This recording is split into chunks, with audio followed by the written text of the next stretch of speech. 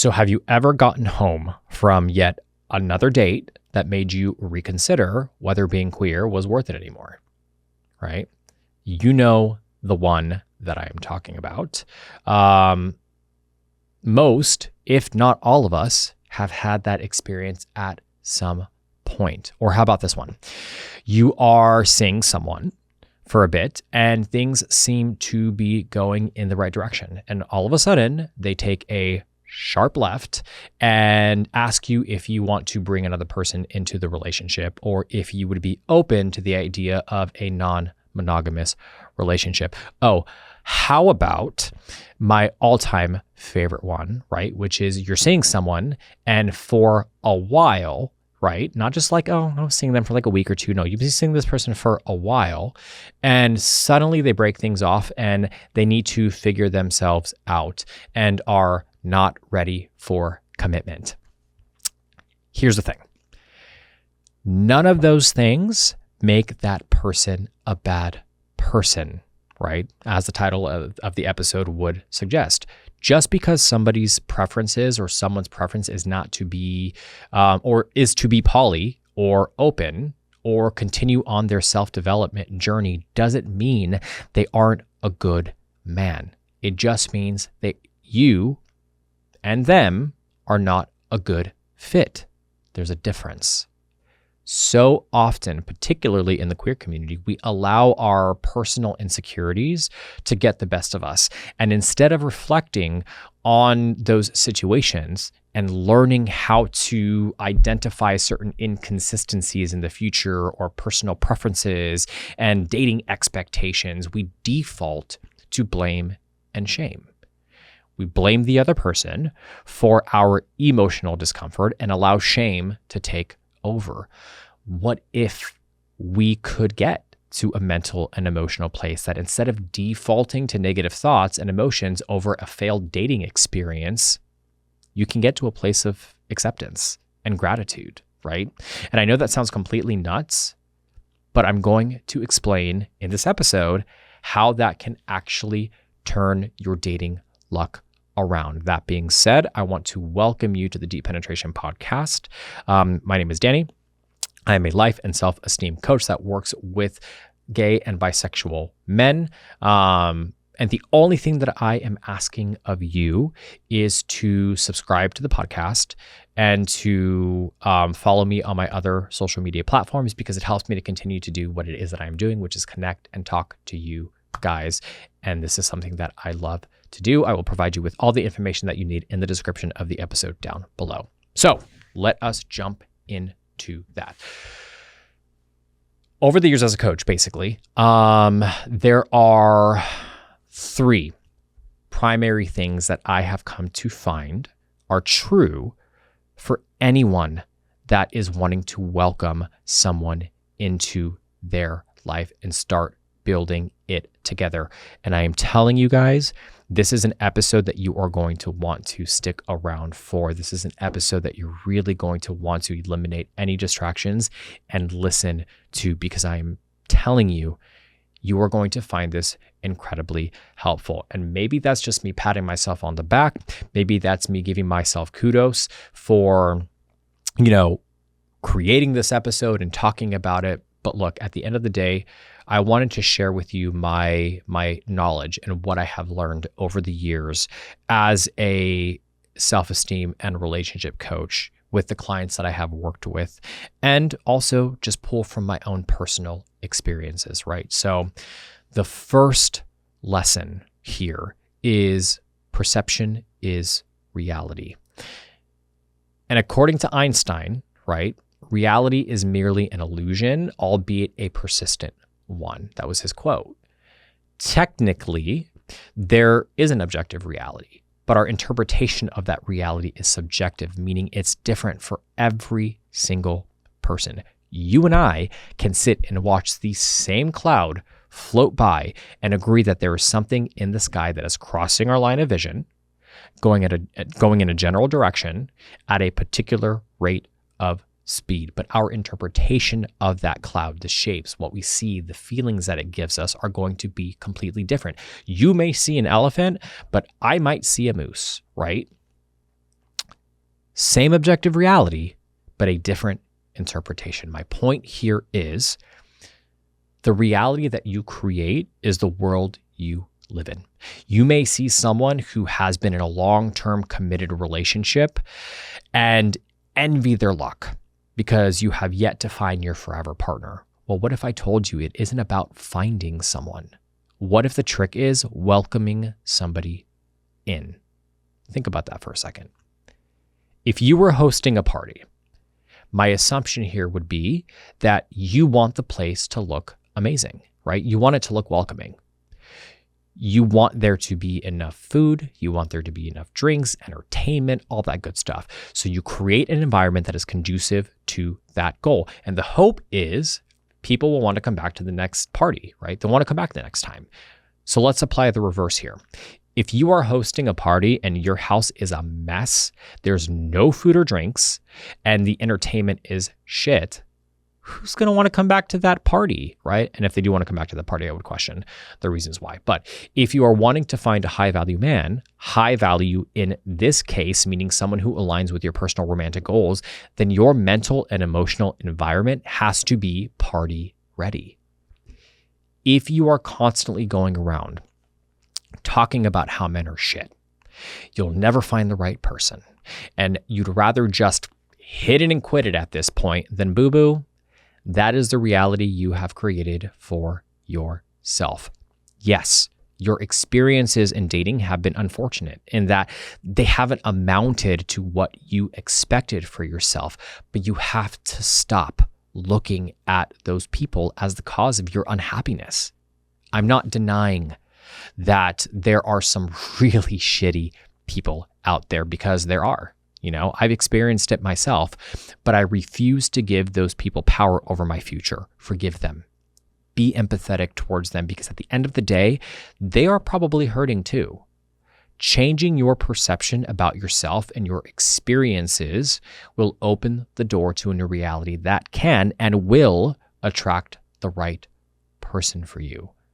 Consider those failed dating experiences as the building blocks to your ideal relationship. Now, let me be clear. That doesn't mean invalidate or deny your experiences, right? It just means to look at them from a different angle. The second lesson here is love is earned. It's not guaranteed. Many would argue that nothing good will come to you until you go out and find it. And I'm not opposed to that mindset. That being said, actively searching for your perfect partner may actually result in you overlooking what's right in front of you. If you are on a mission to find something, then you are attempting to fulfill an objective. That objective usually comes with what one would hope to be an achievable and favorable outcome. How do you gauge if something is favorable, right, or achievable? Through measurable progress. What would some of those measurable things look like in the world of dating, right? So one of them could be he fits my list of preferences on a physical level. Okay. The other one is he's consistently texting me for the last 4 weeks. Cool. Or we've been seeing each other now for 3 months. Fantastic. Or we go on a ton of adventures together, or, we can hardly keep our hands off of each other. And look, although all of those things are great, it doesn't necessarily equate to progress. When it comes to a relationship that has the potential for long-term success, in my opinion, the following things need to be present. The first one is the ability to challenge each other's perspectives and gain understanding of each other on a foundational level. The second one here is the ability to disagree with one another, but still respect that person's individuality without viewing that individuality as a threat. The third one here is the realization that your partner deserves to be taught how you want to be loved instead of assuming that they're already going to know. And the last one here is the ability to celebrate your success or their successes and support them in their failures, because you committed to the process. You didn't commit to the outcome. I know that obviously these things come with expectations, or Actually, no, not expectations. That's not the right word. What am I trying to say? Exceptions. I know that these things come with exceptions. And some of those exceptions are, for example, toxicity within the relationship, degradation, abuse, all of those things. You should never commit to a relationship that has these things present. I am referring to the work involved in building a life together that brings about growth and positive change within you and your partner. And finally, the third one here is short-term commitment actually creates long-term happiness. Now look, I know that sounds fucking bonkers, but hear me out. Often when you think about the word commitment, you think about the long-term version, right? The meaning that has been given to commitment can be daunting and anxiety-inducing, especially now, right? In a generation where nothing is guaranteed. You go to college and graduate without the guarantee of a job. Or you work your ass off for a company that can easily lay you off due to budget cuts or the need to reduce their overhead or whatever, right? Back in the 1940s and the 50s, people were loyal and committed to their job because jobs were loyal and committed to their employees. People were able to survive on a single household income, which actually brought with it the sense of duty and responsibility and relationship roles that were conducive to progress and achievable goals. Granted, I also understand that these things are rooted in heteronormative ideals, but we would be naive to deny that our parents and grandparents grew up in this environment, which in turn impacted how they raised us. What's the issue? Applying these ideals that worked for those generations may not be applicable for our generation or current socioeconomic climate. Believe me, I still hold the idea of commitment as sacred and special. I value long-term commitments and the idea of being loyal to one person for the rest of my life. But with age, I have come to realize that that may not be the reality for a lot of people. And short-term commitments are more important. It's incredibly healthy to have a long-term plan. Yes, I 1,000% agree with that, right? Or to view things on a macro level. But that also results in us living in the future a majority of our lives, which pulls us out of the present moment. We've lost sight of what really matters. And I feel like now, more so than ever, we've lost sight of what really matters. I would say that commitment is something that is important, right? And that's difficult for a lot of people to understand. That's difficult for a lot of people to conceive, I guess. But like I said, long-term commitments are very important, but short-term commitments are even more important, right? And if you were solely focused on the long-term commitments, right, you're going to just be living in the future the entire time. A majority of us are constantly living in the past, or we are constantly living in the future. So let me reiterate that, right? It is incredibly healthy to have long-term plan and to view things on a macro level, but that results in us living in the future, a majority of our lives, which pulls us out of the present moment, right? There's no denying, like I said, that we've lost sight of what really matters at this point. And the truth is, how do you think that these couples that have been together for 50 plus years and are still madly in love did it? It wasn't because they made a single commitment of a lifelong partnership. Sure, that's part of it. It's because they made short-term commitments continuously over the period of a lifetime. They woke up every single day and committed to choosing their partner. They committed to resolving that argument. They committed to saying, yes, dear, when they really wanted to say, oh, fuck off, right? They committed to saying, I love you before bed, even if they were upset with each other.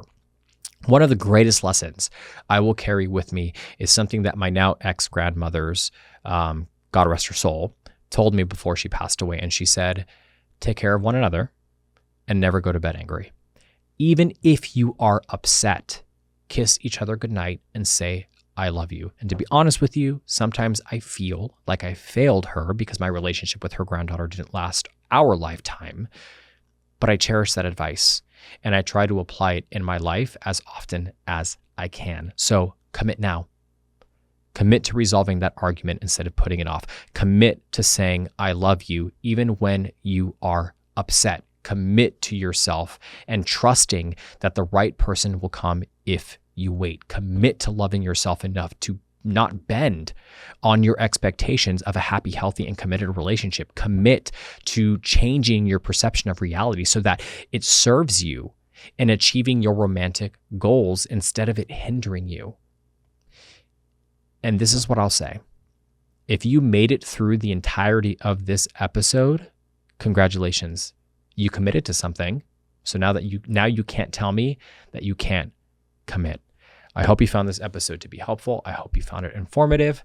And again, leave me a comment. Let me know what you thought. Let me know if you have any questions whatsoever. I will leave you all the information that you need for my other social media platforms in the description of the episode.